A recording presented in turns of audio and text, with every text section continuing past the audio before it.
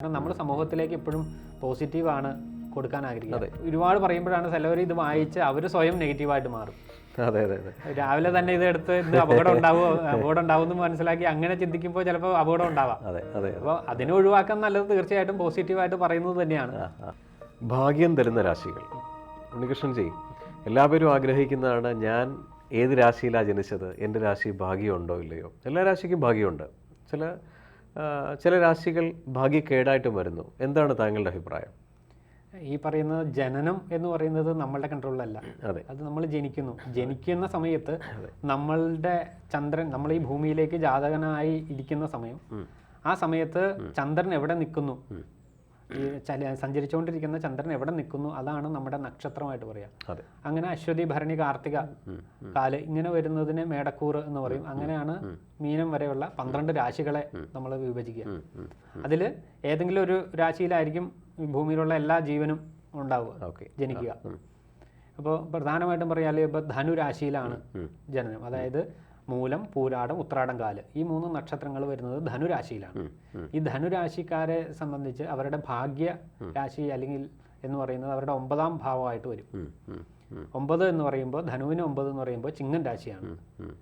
അപ്പോൾ ചിങ്ങൻ രാശിയിലുള്ള മകം, പൂരം, ഉത്രം, കാല്, ഈ 3 നക്ഷത്രങ്ങൾ ആയിട്ട് ബന്ധപ്പെട്ട കാര്യങ്ങൾ, ആ രാശിയുടെ അധിപൻ, ഇങ്ങനെയുള്ള കാര്യങ്ങളെല്ലാം ഇദ്ദേഹത്തിന് ഭാഗ്യം തരുന്നതായിരിക്കും. ഇത് അതിൻ്റെ ഒരു ഭാഗം മാത്രമാണ്. ഈ 9ാം ഭാവത്തിലേക്ക് ഏതൊക്കെ ഗ്രഹങ്ങൾ ദൃഷ്ടി ചെയ്യുന്നു, അതിൻ്റെ ബലാബലങ്ങളെ അനുസരിച്ച് ഇതിൻ്റെ ഏറ്റക്കുറച്ചിലുകൾ വരും. അപ്പോൾ നമുക്ക് പൂർണ്ണമായിട്ടും ഇന്ന നക്ഷത്രങ്ങൾ നല്ലതാണ് അല്ലെങ്കിൽ ഇന്ന നക്ഷത്രങ്ങൾ മോശമാണ്, ഇന്ന രാശിക്കാർക്ക് ഭാഗ്യമുണ്ട് എന്ന് നമുക്ക് കോമൺ ആയിട്ട് പറയാൻ പറ്റില്ല. അതിനെ നമ്മൾ വിശദമായിട്ട് പഠനത്തിന് ശേഷമേ അതും നമുക്ക് പറയാൻ പറ്റുള്ളൂ. ഇപ്പോൾ വെറുതെ നമുക്ക് ഇന്ന രാശിക്കാർക്ക് ഫലമുണ്ടെന്നൊക്കെ നിരന്തരം നമ്മൾക്ക് ജ്യോതിഷ പങ്ക്തികളിലൂടെ കാണാൻ സാധിക്കും. അപ്പോൾ അതിലൊരു പ്രോബബിലിറ്റി ആണുള്ളത്. കുറച്ച് പേർക്ക് ഫലം കിട്ടും, കുറച്ച് പേർക്ക് ഫലം കിട്ടാതിരിക്കും. ഇപ്പോൾ സാധാരണക്കാരനായിട്ട് നമ്മുടെ സമൂഹത്തിലെ ഏറ്റവും അടിസ്ഥാന വർഗത്തിലൊക്കെ ജോലി ചെയ്യുന്നവർ അല്ലെങ്കിൽ ആ മേഖലയിൽ പ്രവർത്തിക്കുന്നവർക്ക് അതേ നക്ഷത്രമായിരിക്കും, അതേ രാശിയായിരിക്കും. എന്നാൽ ഉയർന്നു നിൽക്കുന്ന, സാമ്പത്തികമായിട്ടൊക്കെ ഉയർന്നു നിൽക്കുന്നവരും ഇതേ നക്ഷത്രമായിരിക്കും. അപ്പോൾ എന്തുകൊണ്ട് ആ ഫലവ്യത്യാസങ്ങൾ വരുന്നു എന്നുള്ളത് തീർച്ചയായിട്ടും അദ്ദേഹത്തിൻ്റെ ഗ്രഹസ്ഥിതിയും ആ ഗ്രഹത്തിൻ്റെ ബലവും അനുസരിച്ചാണ്. ഈ വിഷു ഫലം അല്ലെങ്കിൽ വർഷഫലം എന്നൊക്കെ പറഞ്ഞിട്ട് മാർക്കറ്റിൽ ഒരുപാട് പേര് പ്രൊഡിക്റ്റ് ചെയ്യാറുണ്ട്. അപ്പോൾ ഇതിൽ ചില രാശികൾ വായിക്കുന്ന സമയത്ത് കിട്ടുന്ന നെഗറ്റീവ് കണ്ടന്റ് നമ്മളെ വല്ലാതെ അങ്ങ് മടുപ്പിക്കും. അതായത് ഒരു പോസിറ്റീവായിട്ട് പോകാൻ നിൽക്കുന്ന വ്യക്തിയെ പോലും തീവ്രമായിട്ട് ഒരു കൊന്നുകളയുന്ന രീതിയിലുള്ളൊരു സംഭവമാണ്. ഈ രാശിയുടെ എല്ലാ രാശിക്കും രാശിയാധിപൻ വളരെ സപ്പോർട്ട് കൊടുക്കുന്നുണ്ട്, ബലമുണ്ടെന്നുണ്ടെങ്കിൽ സപ്പോർട്ട് കൊടുക്കുന്നുണ്ട്. എന്തുകൊണ്ടാണ് ഈ നെഗറ്റീവ് കണ്ടന്റിന് പകരം പോസിറ്റീവായിട്ട് എല്ലാ രാശിയെയും പറ്റി പറയാത്തത്? എല്ലാ രാശിക്കും പോസിറ്റീവ് അല്ലേ? ഉണ്ട്. എല്ലാ രാശിയും ബലവാനല്ലേ? എല്ലാ രാശിക്കും ഭാഗ്യം വരുന്നില്ലേ? അപ്പോൾ താങ്കൾക്കൊരു അതിൻ്റെ ഒരു ഉത്തരം എന്ന് പറഞ്ഞാൽ, ഇത് ഗ്രഹങ്ങളെല്ലാം സഞ്ചരിക്കും, ഓരോ കാലഘട്ടം ഉണ്ടല്ലോ, ഗ്രഹങ്ങളുടെ എല്ലാം സഞ്ചാരത്തെ അടിസ്ഥാനപ്പെടുത്തി നമ്മുടെ ഈ ഫലങ്ങൾ മാറും. പ്രത്യേകിച്ച് വിഷുഫലം എന്നൊക്കെ പറയുമ്പോൾ വിഷുവിൻ്റെ ദിവസം ആ സമയത്ത് വിഷുവിൻ്റെ ആ മേടം 1-ന് ഗ്രഹങ്ങളുടെ സ്ഥിതികൾ എങ്ങനെയാണ്, ആ സ്ഥിതി അനുസരിച്ച് ആ ഒരു വർഷം നീണ്ടു നിൽക്കുന്ന ഓരോ നക്ഷത്രക്കാർക്കും വരുന്ന ഫലങ്ങളെക്കുറിച്ചാണ് വിഷുഫലം എന്നുള്ള രീതിയിൽ പറയാം. അതിൽ പൊതുവെ മെജോറിറ്റി ജ്യോതിഷന്മാരും അതിൻ്റെ പോസിറ്റീവ് വശങ്ങളെ പറയാൻ പാടുള്ളൂ. കാരണം നമ്മൾ സമൂഹത്തിലേക്ക് എപ്പോഴും പോസിറ്റീവാണ് കൊടുക്കാൻ ആഗ്രഹിക്കുന്നത്. നെഗറ്റീവ് ഉണ്ടെങ്കിൽ പോലും അല്ലെങ്കിൽ അതിനെ നമ്മൾ ഒരുപാട് പറയുമ്പോഴാണ് ചിലവർ ഇത് വായിച്ച് അവർ സ്വയം നെഗറ്റീവായിട്ട് മാറും. രാവിലെ തന്നെ ഇത് എടുത്ത് ഇത് അപകടം ഉണ്ടാവും എന്ന് മനസ്സിലാക്കി അങ്ങനെ ചിന്തിക്കുമ്പോൾ ചിലപ്പോൾ അപകടം ഉണ്ടാവാം. അപ്പോൾ അതിനെ ഒഴിവാക്കാൻ നല്ലത് തീർച്ചയായിട്ടും പോസിറ്റീവായിട്ട് പറയുന്നത് തന്നെയാണ്. പിന്നെ ജീവിതം എന്ന് പറയുന്നത് പൂർണ്ണമായിട്ടും എല്ലാ സന്തോഷവും സങ്കടവും നമ്മുടെ ഉയർച്ചയും താഴ്ചയൊക്കെ ഉള്ളതാണ്. നമ്മൾ എല്ലാം ഇന്നത്തെ കാലഘട്ടത്തിൽ പ്രത്യേകിച്ച് ഈ ജ്യോതിഷ കാര്യങ്ങൾ കൂടുതൽ ആളുകൾ നോക്കുന്നുണ്ട്. എല്ലാവർക്കും സുഖവും സന്തോഷവും തന്നെ വേണം. ഒരിക്കലും ഒരു ജീവിതത്തിൽ പോലും അങ്ങനെ പ്രപഞ്ചത്തിന് കൊടുക്കാൻ സാധിക്കില്ല. ഇതെല്ലാം ജീവിതത്തിൻ്റെ ഒരു ഭാഗമാണ്. അപ്പോൾ നല്ലതിനെയും ചീത്തതിനെയും നമുക്ക് ആ ഒരു മനസ്ഥിതിയോടെ കാണാൻ സാധിച്ചാലാണ് നമുക്ക് അതിൻ്റെ ഫലങ്ങളെ കുറിച്ച് ഒരുപാട് വേവലാതി വേണ്ട. ഈ ചില രാശിക്കാർക്ക് ഭാഗ്യം കുറവാണെന്നുണ്ടെങ്കിൽ ചെയ്യേണ്ട എന്തെങ്കിലും പരിഹാരങ്ങളോ എന്തെങ്കിലും പറയാമോ?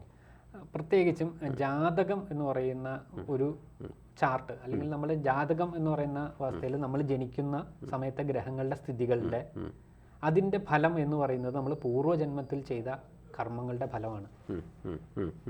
പൂർവ്വജന്മത്തിൽ നമ്മൾ എന്തെല്ലാം, അല്ലെങ്കിൽ ഈ ജന്മത്തിൽ നമ്മൾ ചെയ്യുന്ന കർമ്മങ്ങളുടെ എല്ലാം ശരിക്കും പറഞ്ഞാൽ റെക്കോർഡ് ചെയ്ത് വെക്കുന്നത് ഈ ഗ്രഹങ്ങളാണെന്നും അടുത്ത ജന്മത്തിൽ അതാത് കാലഘട്ടത്തിൽ, അതാണ് ഓരോ ദശാകാലഘട്ടത്തിലും ഇന്നത് അനുഭവിക്കണം, അത് നമുക്ക് ആ ഒരു സമയത്താണ് ഇവരെല്ലാം ഡീകോഡ് ചെയ്ത് നമ്മളിലേക്ക് തരുന്നത്.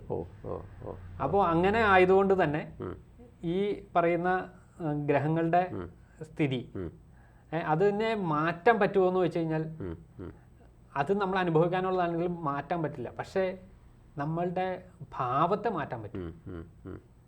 ഇപ്പം നമ്മൾ പിന്നെ ഒരു അപകടം വരാനുണ്ട്, അപ്പോൾ അതിന് വേണ്ടിയിട്ട് നമ്മൾ കുറേ കർമ്മങ്ങൾ ചെയ്യുമ്പോൾ, കർമ്മ മേഖലയിൽ കുറേ കർമ്മങ്ങൾ ചെയ്യുമ്പോൾ നമ്മുടെ മനസ്സിന് ഒരു മാറ്റം സംഭവിക്കും. അതാണ് സങ്കല്പം. നമ്മൾ വീണ്ടും പറയുന്നതാണ് സങ്കല്പത്തിലേക്ക് വരിക.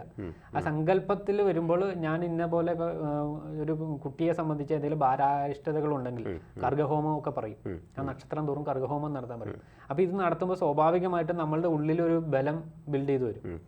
ഞാൻ ഇന്നത് നടത്തുന്നുണ്ട്, അതുകൊണ്ട് വലിയ പ്രശ്നങ്ങളില്ലാതെ മാറും. അത് ഈ കർമ്മത്തിനും ഈ പറയുന്ന ഗ്രഹങ്ങളുടെ അവസ്ഥയ്ക്കും നമ്മൾ ഇവിടെ ചെയ്യുന്ന കർമ്മങ്ങളുടെ ഗുണം നമ്മുടെ ആ അനുഭവിക്കാനുള്ള അനുഭവങ്ങളുടെ കുറയ്ക്കാൻ സാധിക്കും. പക്ഷെ പൂർണ്ണമായിട്ടില്ല എന്ന് പറയാൻ പറ്റില്ല. ഓക്കെ. ഈ നമ്മുടെ ഈ അമ്പലങ്ങളിൽ ചില രാശിക്കാർ ഇപ്പോൾ ചിലപ്പോൾ കർക്കിടക രാശി പറയാറുണ്ട്. കർക്കിടക രാശി കർക്കിടക മാസം വരുന്ന സമയത്ത് തന്നെ ആ രാശിയിലുള്ളതും ആ രാശിയിലെ കൂറിലുള്ളവർക്കും ഒരു മനസ്സിനകത്തൊരു വേവലാതിയുണ്ട്. അയ്യോ ഈ ഒരു കർക്കിടക മാസം ഇനിയിപ്പോൾ എന്താണാവോ. അപ്പോൾ ഈ ഫോർ എക്സാമ്പിൾ ഈ കർക്കിടക രാശി ഉദാഹരണമായിട്ട് എന്താണ് ചെയ്യേണ്ടത് അമ്പലത്തിൽ? കർക്കിടക രാശിക്ക് പൊതുവെ ചന്ദ്രൻ്റെ രാശിയാണ്, ചന്ദ്രൻ്റെ സ്ഥാനമാണ് കർക്കിടകം രാശി എന്ന് പറയുന്നത്. പ്രത്യേകിച്ച് പിന്നെ വ്യാഴത്തിൻ്റെ ഉച്ചസ്ഥിതിയും വരുന്ന രാശിയാണ് കർക്കിടകൻ രാശി.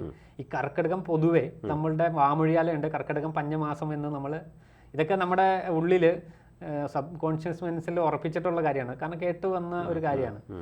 ഈ കർക്കിടക മാസവും കർക്കിടക രാശിയും തമ്മിൽ യാതൊരു ബന്ധവുമില്ല.